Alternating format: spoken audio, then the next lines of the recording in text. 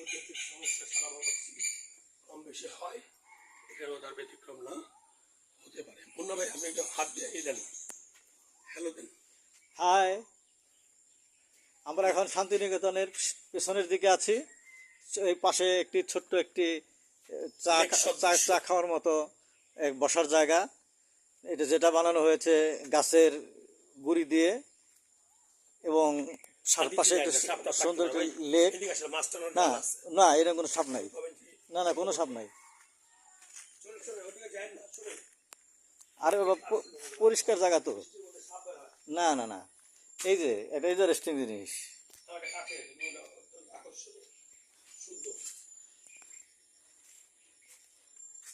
এখানে আপনি রাত্রে বসে গান বাজনা করতে পারবেন। এটা হইতেছে হলো অর্জুনের বাগান। নানান রকমের মেডিসিনাল প্ল্যান্ট, অর্থাৎ যে সমস্ত উদ্ভিদ আমাদের শরীরের উপকার করে, সেই সমস্ত উদ্ভিদেরও একটি সংরক্ষণাগার বলা চলে। আমরা আস্তে আস্তে